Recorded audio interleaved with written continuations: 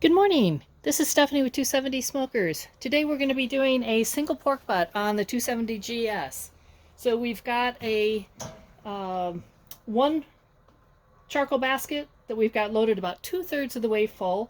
We have our diffuser plate in place. We've got a drip pan, a disposable drip pan in the bottom, and we're using just a single smoking rack that we're going to put our pork butt directly on. We've got a chimney that we filled roughly a third halfway full. We've got that lit with our tumbleweed, so we're going to go ahead and pour that on top.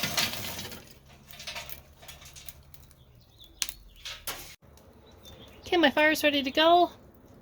Smoker's where I want it. I'm going to go ahead and close the vent on the side where I'll be putting the meat. And then on my air intake side, I'm going to shut this down to what we call 1 diamond. And we know from experience that that's going to give me a temperature that's going to be roughly 300 degrees. And then I've got my pork butt ready to go. We seasoned this, it's been about 45 minutes, and it had been sitting out at room temperature for about an hour or so before that. This is an 8-pound butt, bone in. I've got that fat side up. You could do fat side down if you prefer.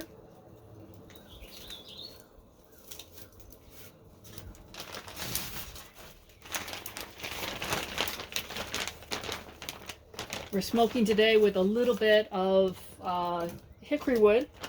Really doesn't take very much for this small amount of meat that we're doing. So just a couple of nice sized chunks. And I could have put that in actually a little bit before I put that butt on, but this will be just fine. We'll go ahead and close that up. And then we're going to check on that in roughly 2 hours or so.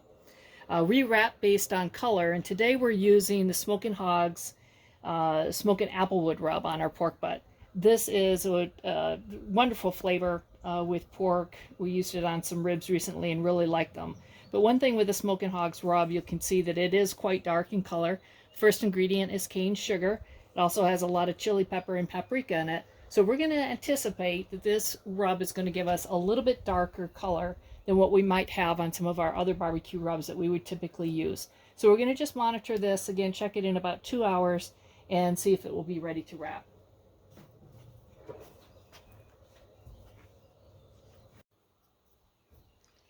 You can probably see that we've got that hickory is really taking off. You can see the smoke coming out of the chimney. That's the only time you're really going to see smoke that's evident coming out of the GS. It's a very clean burn. So initially, while that smoking wood is taking off, you're going to see it and smell it. And then after that, you'll have just that beautiful clean burn that we get with the Royal Oak natural lump charcoal. Okay, it's been about 2.5 hours. We're going to check on our pork butt. Oh, that is absolutely beautiful. That is the color that we're looking for, and I don't know if you can see this or not, but it is really nicely uniform throughout the entire pork butt. That is just looking great. That's one of the benefits of the chimney design on the GS. You get that beautiful uniformity and a convection effect, even in as small of a smoker as this tabletop unit. So that means you don't have to rotate your meat, which is terrific. Just put that down. We'll go ahead and wrap this in double aluminum foil. And I'm not putting any kind of braise liquid or anything in this like you might do for competition. We're simply going to rely on those natural pork juices. It's a nicely marbled butt. It's going to give us everything that we need.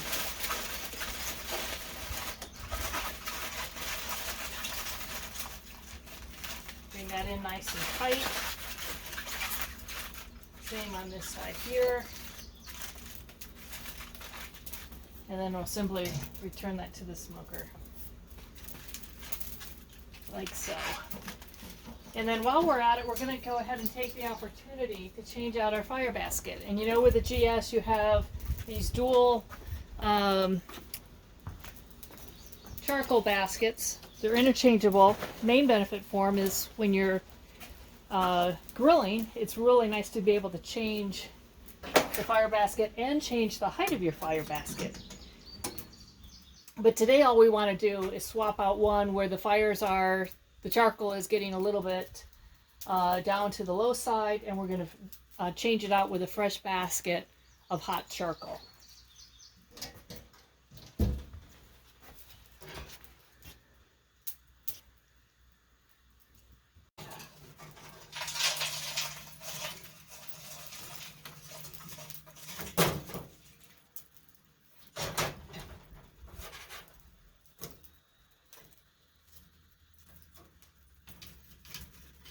Give that just a little bit of air.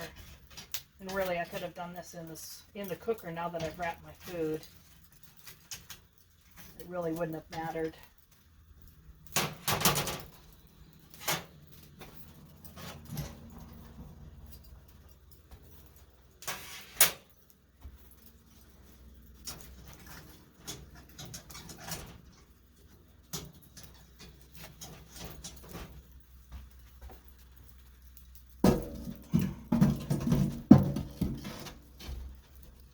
Go all the way down. Well, we've been on the smoker now for about 6 hours, so we're just going to do a quick temperature check.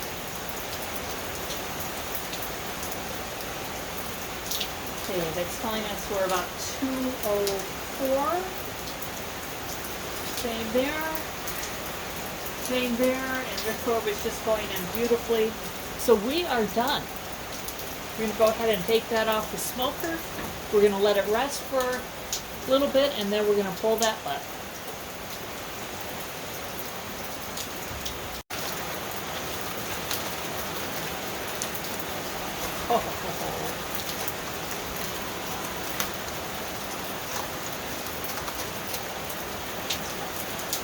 This bone should just slide right out. Sure enough, nice and clean. Yes, we're done. In fact, we're going to let this vent a little bit so that it doesn't get overly done. We don't want it to be mushy, so we're going to let it vent for a little bit, then let it rest, and then we'll pull it.